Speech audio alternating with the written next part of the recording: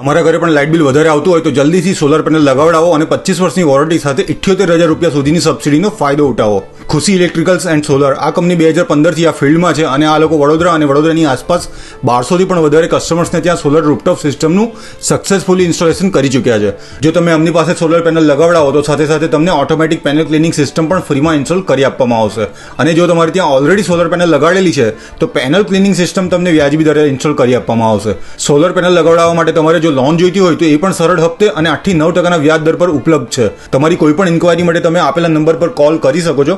તો આ વિડીયો તમારા ગ્રુપમાં જરૂરથી શેર કરી આપજો અને વિડીયો ક્યાંક ખોવાઈ ના જાય એટલે સેવ કરી લેજો.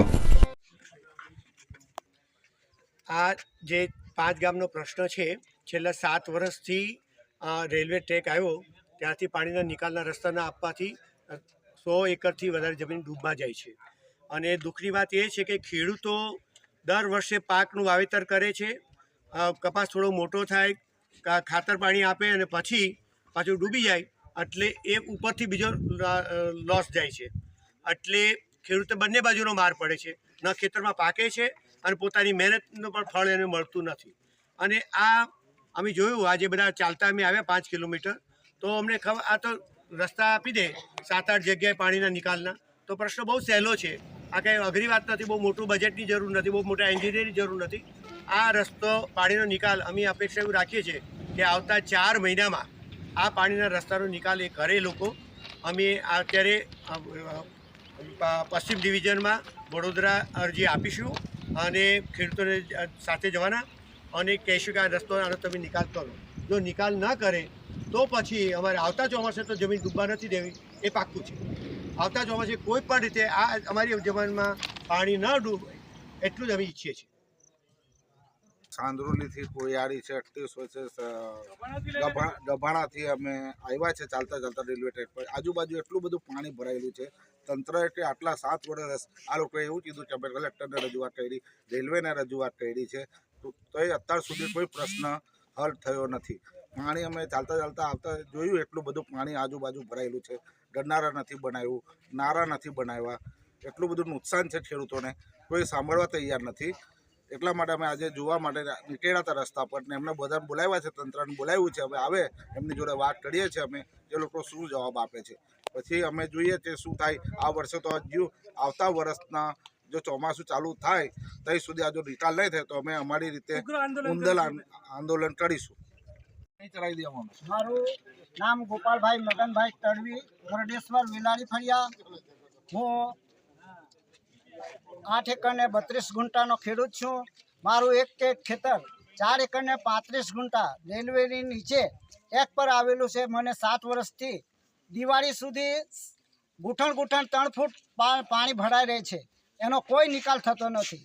અને તદુપરાંત અમારે ગરડેશ્વરથી જે રસ્તો વેલાડી ફળિયામાં આવે છે એનું નાડું ઉપરથી આપીશું રસ્તો, એવું કરીને રેલવેવાળાએ બંધ કરી દીધું. અમારા હાલમાં રોશની સ્કૂલમાં 50 છોકરાઓ ભણવા જાય છે કોલેજ માટે, અને અમારે બાઇક પણ અમારી ગરડેશ્વર જતી નથી. તો અમારે નોકરી જવું હોય, ગરડેશ્વર કોઈ કામે જવું હોય તે પણ અમે પાણીમાંથી નીકળી શકતા નથી. અમારે કોઈ જ રસ્તો નથી. રેલવેનું ગરનાળું બનાવ્યું છે, તેમાં 5 એન્જિન મૂકે તો એ પણ પાણી ખૂટતું નથી. અમારે જવું કેવી રીતે? હાલની મિનિટે તમે નિરીક્ષણ કરો, એક એન્જિનથી 8 થી 12 કલાક એન્જિન ચલાવે, ખોટા 5,000 રૂપિયા સરકાર આપે છે, તો ગરીબોનું બગડે છે અને 1 રૂપિયો મળતો નથી. એનું શું? જ્યારે માફિયા અને આવા ધંધાદારી કોન્ટ્રાક્ટર બેચ કરી અને એ લોકો કમાય, અમારા ખેડૂતોનું આજ લગી કોઈ સાંભળતા નથી. અમારો ગરડેશ્વરનો રોડ છે, પંચાયતનો 50 લાખ રૂપિયા મંજૂર થયેલા છે, આજ દિન સુધી એજન્સી કરવા તૈયાર નથી. રેલવે ટ્રેક આવી ગયું એટલે તમારો રસ્તો નહીં બને, તો અમારે જવું કેવી રીતે? ઉપરથી જવાનું બંધ કરી દીધું, નીચેથી પણ બંધ કરી દીધું. અમારે એટલી બધી મુશ્કેલી છે કે ના પૂછો વાત.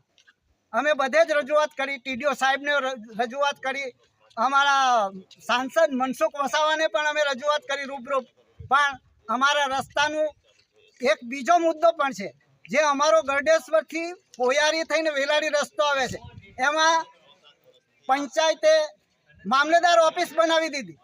અમારા રસ્તો બનાવવાનો આખો જ મામલેદાર ઓફિસમાં અમારો રસ્તો જે હતો એ અંડરગ્રાઉન્ડ કરી દીધું, તો અમને બીજા જગ્યા આપતા નથી. એ માટે પણ રસ્તાની અમને જોગવાઈ થવી જોઈએ.